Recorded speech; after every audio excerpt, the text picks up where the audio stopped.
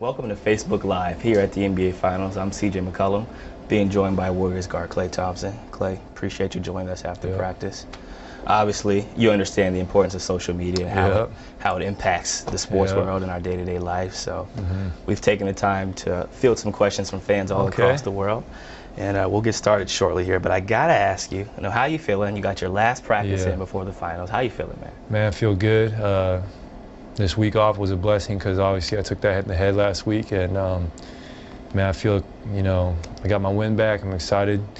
A lot of nerves, obviously, but once we get out there, the first couple minutes they'll go away, and it's just basketball again. So for me, I can't wait. Fam's in town. It's a dream come true, and I'm going to brace every minute. Yeah, I can see the look on your face, man. You look determined. You got that mix of determined and excited to go. I told him, put this trophy here. And this Klay is crazy. Klay will talk to me. Yeah. I'm going to get started here with a question from my guy. It's touchscreen. That's cool. I'll let you get it in a second. That's pretty. What's your mindset going into the NBA Finals right now? Man, mindset is just to have fun, stay focused. One-track mind right now, and that's just basketball. Get your rest, stay off my feet, and let it fly when I'm out there, man. Do what I've been doing the whole year, play with a lot of confidence, and play as hard as I can, and have no regrets. Yeah, that's good. I think you guys are going to be okay. Obviously, this home court advantage is something it's big time for us, all man. our players know about in the NBA. Facing that. This guy looks pretty serious. Let's see. Klay. John R. With your father having experienced the NBA Finals, has he talked to you or gave you any insight on what to expect? Yeah. He has.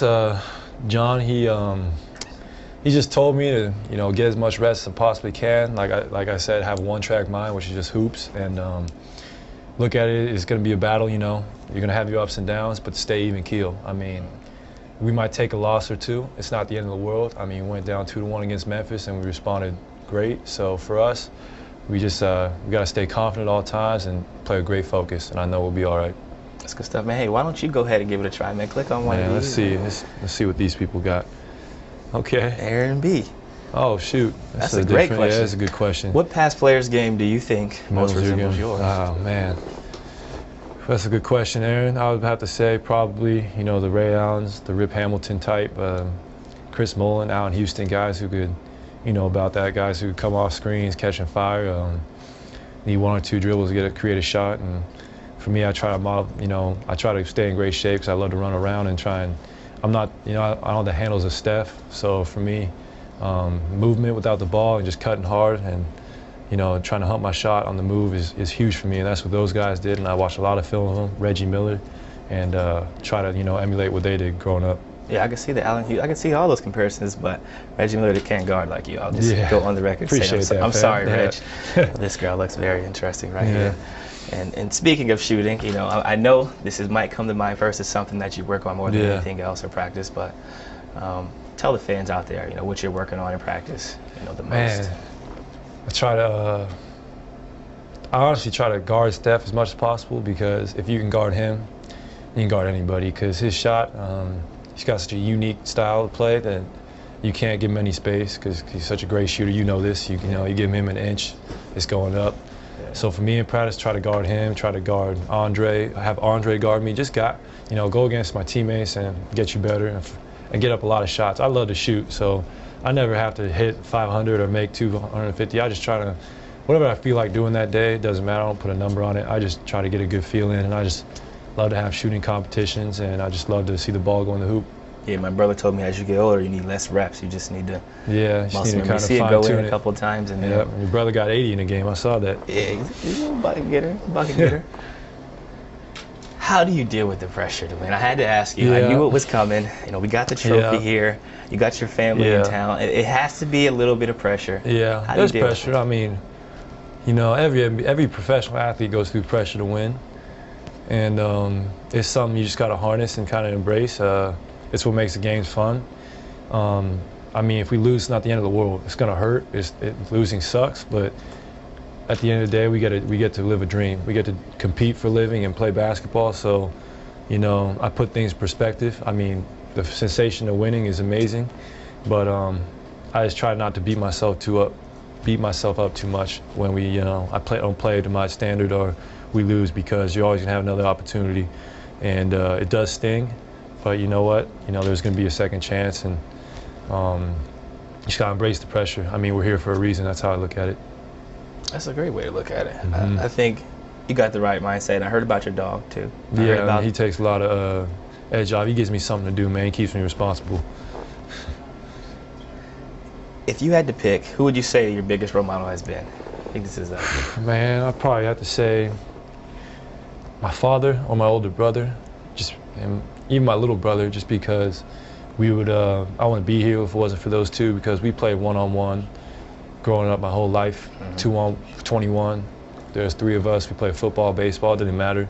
Whatever sport we played, we really took it at each other. We still do to this day. So I look up to those two a lot. Especially my little brother, man. He works harder than any kid I know, just with his baseball. And even my older brother, still grinding, playing the D-League. He still wants to make it so bad. So I look up to those two guys a lot. If we could go back in time, I'm not going to press the board. I'll skip the board one time. If we could go back in time a little bit to your dad's prime, and I wouldn't even say you're in your prime yet. What, you're 23, 24? 25. 25. Getting old, man. Yeah, get up there a little bit. But they say 26, 27, 28 is the prime. Who wins in a game of one-on-one between you and your father? Man. Well, it depends. I mean, is it winner take the ball? You know, is it losers? Well, I mean, how we play in Portland, it's, I mean, we could do 5 spots, 3 dribbles. But winner, I mean, you make it, you take it. I think I got mine down too quick for him. And he's big. And he would try to back me down and shoot his ugly jump hook or his step back. But I know he's not going to make it. You know, he make it 60% of the time. I know if I get the ball, I'm going to hit a couple threes. I might have to take me over my dad. He was a great player. He averaged 20-11 one season for the Blazers, and he could really hoop. But I think I got the edge on him a little bit. Yeah, I had to ask you. I've talked to him a couple of times before your games. He won't. He'll say the exact opposite. He'd probably say that he'd put you on that block and like you said before, hit you with a couple hooks. But, he get tired though quick, man. Yeah, I think we haven't done this one yet. Let me see. No, we haven't. Annecy, what's the #1 thing you've learned from the playoffs that you think will help you prepare for the finals? This is getting a little redundant, but I gotta ask it. I gotta ask it. I learned not to get too big-headed and not to get too down on yourself. You could have a big game, you could go out there, score 30 and win. And the next game, you know, you could have a bad one. You could go out there, shoot 3 for 15 and score 9 points and take the loss. And for me, I've learned that you just gotta, you know, focus on what's important. That's winning. You could, and it's the best of 4. I mean, best of 7. So it's not like you're gonna go out there and win it overnight. Like I said, if you get out there and get a big win, you can't get too confident for the next game. You just got to go out there and play every game like it's your last, and know that it's the best of 7. It's the marathon, not a sprint. Yeah, that's a good idea to have. And we're going to finish up with this. As you can see it, it's already on the screen here. And we got 4 answers here. What is the greatest moment in NBA Finals history? And before you answer, I must tell you that you can say that this month will be the greatest moment in NBA history. Besides this month, because this hasn't been done in 40 years, it's going to be great, and it's going to happen for us in the Bay. You heard it here, ladies and gentlemen. We will do that Klay for Thompson. you. Yep. It's getting done in the Bay. Absolutely. Bring it back to Oakland. For me, though, I was young. I remember this. I was only 8. That was pretty amazing. The Michael Jordan shot. This is pretty. I mean, this is always talked about in NBA lore and all that. This is a underrated shot. You know, that hook shot is not an easy shot. That's why no one shoots anymore, man. People don't. It's not. It's just tough. But I would say Ray Allen's 3 to me is the greatest moment, just because without that, LeBron wouldn't have 2 rings. You know, it helped shape so many guys' legacy just off one shot, and it helped shape his legacy just because he could help him get another championship. So that changed the storybooks, and that was a tough shot too, backpedaling in the 3 from the corner. So that's probably the freshest in my mind, and I was old enough to remember that. My 2nd year in the league, obviously, so it was to me that was probably the greatest moment in the NBA Finals so far, just because, you know, it was so fresh in my mind still, and it happened while I was still in the league. I mean, I was pretty young when all these happened. We were, so Ray Allen has to take the cake for me. Well, Klay, I appreciate you coming on. Obviously, you have a unique opportunity here. We do. Hopefully, I'll see this one in a couple weeks, man. You can submit your legacy this month, man. That's the plan. Best of luck, man. Hopefully, you know, we'll see each other in Western Conference Finals here shortly. Sounds good, yeah. Be nice to get back to Portland, play in front of the fam.